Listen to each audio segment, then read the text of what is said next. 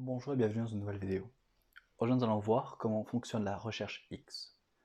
Premièrement, nous allons voir une définition, puis comment faire une recherche X simple, puis une recherche X avec l'ordre inverse, et enfin une recherche X avec une correspondance approximative. Une recherche X permet de rechercher des éléments dans un tableau ou une plage à travers des lignes ou des colonnes. Elle permet donc de remplacer une recherche V et une recherche H. Nous allons donc utiliser la recherche X dans trois exemples. Premièrement, nous souhaitons connaître le département pour cette liste d'employés à travers notre base de données qui se situe dans la feuille 2, salaire. À savoir, nous avons une date de contrat, un employé, leur salaire, leur département.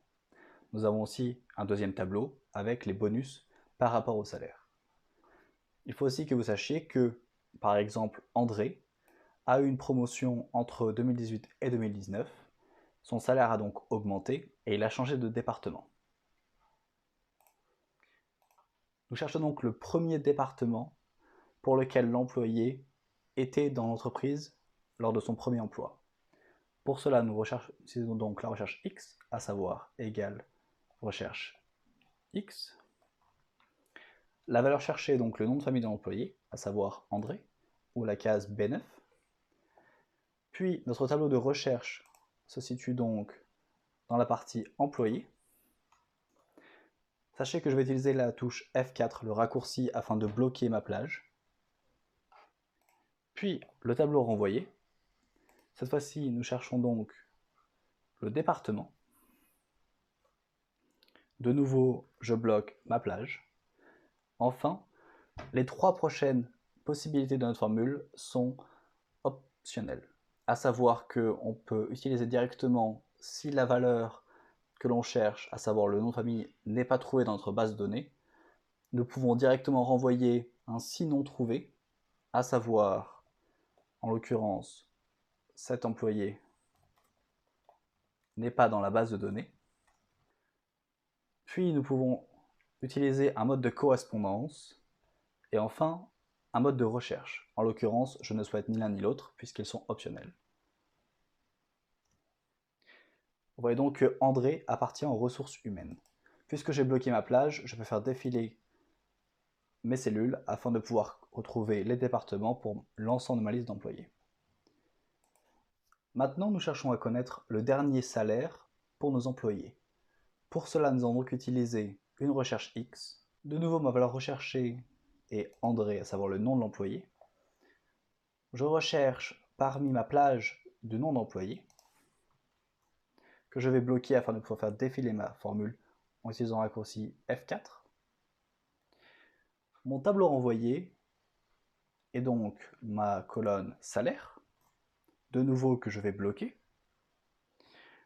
Je ne veux pas utiliser de sinon trouvé, puisque en l'occurrence, je sais que tous mes employés sont dans ma base de données. Je cherche une correspondance exacte, qui est le mode par défaut. Au niveau par contre de la recherche, je cherche à partir du dernier au premier, puisque mes noms sont d'abord classés par ordre alphabétique, puis par date de nouveau contrat. Il me suffit ensuite de faire ma formule. Nous voyons que André a un salaire de 55 541 € pour son dernier salaire. Nous allons donc vérifier cela. Nous voyons donc que André a donc eu deux contrats. En 2018, il a commencé avec 52 056 €, puis en 2019, il est passé en comptabilité et a un salaire de 55 541 €, ce qui est donc son dernier salaire que nous allons trouver. Enfin, nous allons chercher le bonus de fin d'année pour André et la liste des employés. De nouveau, nous cherchons donc avec une recherche X. La valeur cherchée, cette fois-ci, est le salaire. Notre tableau de recherche est modifié puisque nous cherchons par rapport à une grille salariale. De nouveau que je vais bloquer en utilisant le raccourci F4. Mon tableau renvoyé reste mon bonus, que je bloque aussi. De nouveau, je ne cherche pas de si non trouvé. Pour la correspondance exacte, par contre, je souhaite arrondir à l'élément inférieur, ce qui correspond donc au -1. Ce qui signifie que si j'ai un salaire, par exemple d'André, de 55 541 euros, il sera arrondi à la valeur inférieure, à savoir 50 000 euros, pour donc un bonus de 3 000 euros. Enfin, je ne veux pas de mode de correspondance. Voilà donc que le bonus d'André pour un salaire de 55 000 euros est donc de 3 000. Nous pourrons donc vérifier ça en revenant sur ma grille.